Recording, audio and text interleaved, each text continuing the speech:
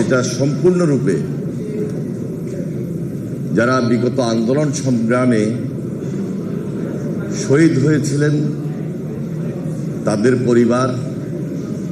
তাদের পরিবারের পাশে দাঁড়ানো এবং আন্দোলন সংগ্রামে যারা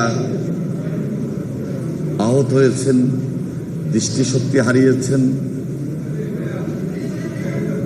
তাদের পাশেই আমরা বিএনপি পরিবার। এই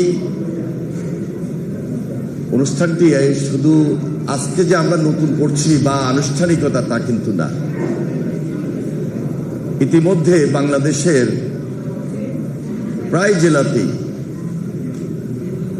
যারা আন্দোলন সংগ্রামে বিভিন্নভাবে ক্ষতিগ্রস্ত হয়েছেন তাদের পাশেই আমরা বিএনপি পরিবার দাঁড়িয়েছে এবং সহায়তার হাত বাড়িয়ে দিয়েছে। আজ থেকে প্রায় 1 বছরের বেশি হবে, 5 আগস্টের পর বিএনপির ভারপ্রাপ্ত চেয়ারম্যান জনাব তারেক রহমান তার চিন্তা, তার ধারণা থেকে এই সংগঠনটির আত্মপ্রকাশ করেছিলেন এবং তার নিজস্ব কিছু চিন্তা যে ছিল, আজকে অনেকগুলা ধারাবাহিক কর্মসূচি বা প্রোগ্রাম করার পর আমরা আরো বেশি বুঝতে সক্ষম হচ্ছি। একটা বিশেষ পরিকল্পনা নিয়ে ভারপ্রাপ্ত চেয়ারম্যান জনাব তারেক রহমান আমরা বিএনপি পরিবার এই সংগঠনটি শুরু করার। আমরা কেউ ছাত্রদল, কেউ যুবদল, কেউ বিএনপি, অনেক অঙ্গ সংগঠনের সঙ্গেই সম্পৃক্ত আছি বা ছিলাম, বা এখনো যারা সংগঠনটা করেন তাদের নিজস্ব কিছু সাংগঠনিক তৎপরতা থাকে এবং আছে। আমরা বিএনপি পরিবার, বিএনপির কোনো অঙ্গ সংগঠন বা সহযোগী সংগঠন ডিরেক্টলি বলার কোনো সুযোগ নাই। তারেক রহমান তার চিন্তা এবং ধারণা থেকেই তিনি খুব আগে ভাগেই উপলব্ধি করলেন যে এই পরিবারগুলো যেন কোনোভাবে আমাদের এই সাংগঠনিক তৎপরতার মাঝে হারিয়ে যেন না যায়, এদেরকে পাশে রাখতে হবে, এদের পাশে আমাদের থাকতে হবে। আমি ভারপ্রাপ্ত চেয়ারম্যান জনাব তারেক রহমানের এই যে দূরদর্শী চিন্তা, তার যে মেধা, তার যে যোগ্যতা,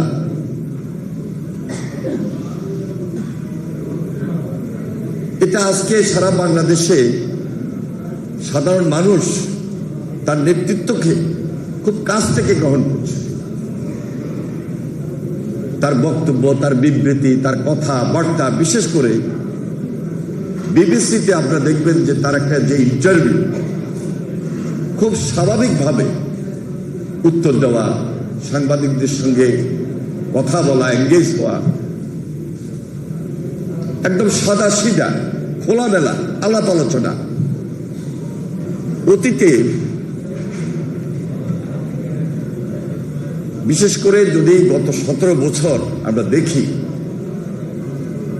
সাধারণ মানুষ এই ধরনের নেতৃত্ব তো পাই নাই, বরং এখন সাধারণ মানুষের সামনে এই যে তুলনামূলক একটা রাষ্ট্রের নেতৃত্ব কিভাবে হওয়া উচিত, কিভাবে আসা উচিত, সাধারণ মানুষের পাশে কিভাবে থাকা উচিত, এটা তারেক রহমানের ওই দূরদর্শী বা তার মেধা এবং তার যোগ্যতার মাধ্যমেই আজকে প্রমাণিত হয়েছে যে একটা দেশের রাষ্ট্রনায়ক অথবা সাধারণ মানুষের নেতা অথবা একটা দলীয় রাজনৈতিক দলের নেতা এই ধরনের হওয়া উচিত, যেটি শহীদ রাষ্ট্রপতি জিয়া রহমান তার জীবদ্দশা গণমানুষের নেতা হিসাবে, সাধারণ মানুষের নেতা হিসাবে এবং বিএনপিকে গণমানুষের দল হিসাবে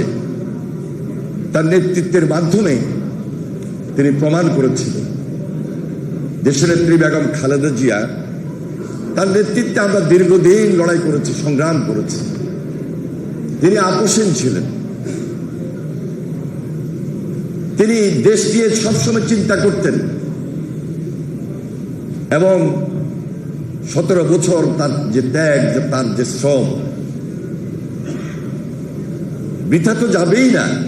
এখন পর্যন্ত তিনি আমাদের সাহস এবং মনোবলের জায়গায় আস্থার সাথে রয়েছেন। তার প্রতি যে শ্রদ্ধা এবং সম্মান, তিনি সেই শ্রদ্ধা এবং সম্মানের জায়গায় আছেন। এই যে বিএনপি পরিবার, এই যে জিয়া পরিবার, স্বাধীনতার পর এদেশের মানুষ এইভাবে নেতৃত্ব পায় নাই। আজকে এই দেশের মানুষের সামনে তারেক রহমান যেভাবে উপস্থিত হয়েছে, তারেক রহমান যে কাজগুলো করার চেষ্টা করছেন চিন্তা করে, ধারণা থেকে, খুব স্বাভাবিক প্রক্রিয়া, কোনো কঠিন কাজ না।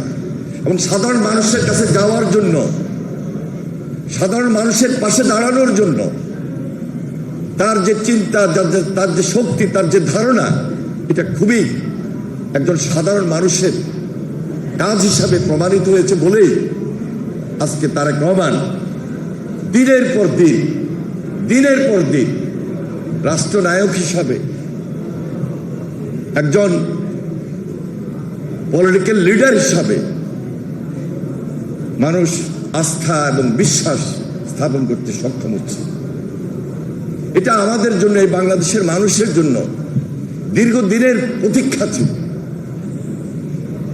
দীর্ঘদিনের অপেক্ষা ছিল যে আমরা একজন সত্যিকারের জিয়া রহমানের মতো নেতা চাই। আজকে তারেক রহমান তার জ্যেষ্ঠ সন্তান হিসাবে, দেশের নেতা হিসাবে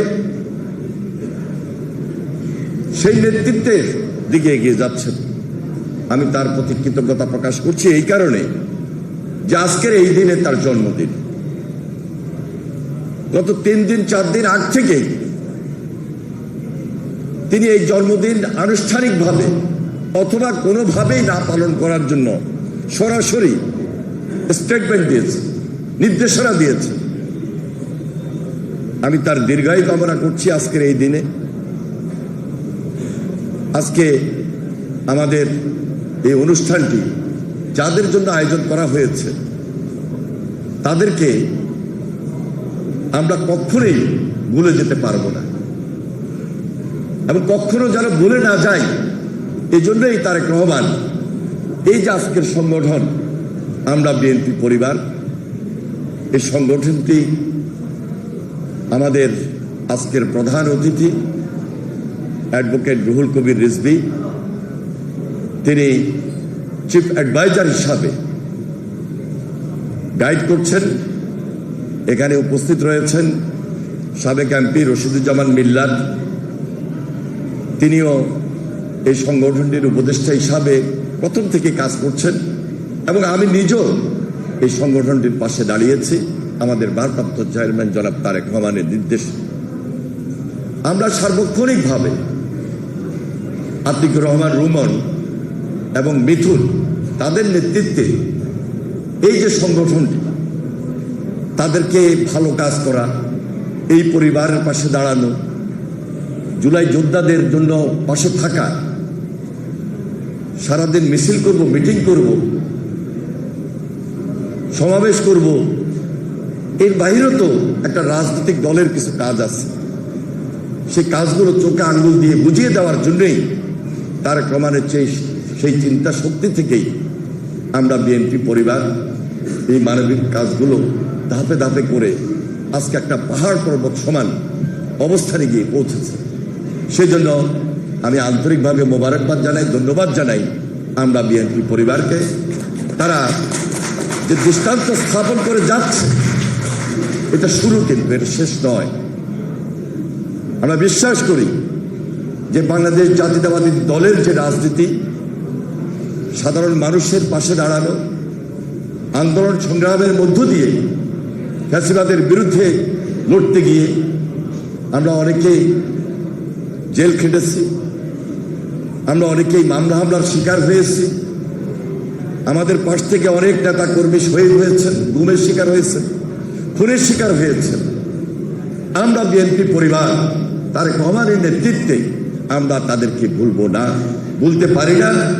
আমরা সেই জন্যই বলছি যে আগামী দিনে এই দেশের যে নির্বাচনটা হবে, ইনশাল্লাহ বাংলাদেশ জাতীয়তাবাদী দল এই দেশের নেতৃত্ব দিবে এবং তারেক রহমান আগামী দিন ওই সরকারের নেতৃত্ব দিবে বলেই আমরা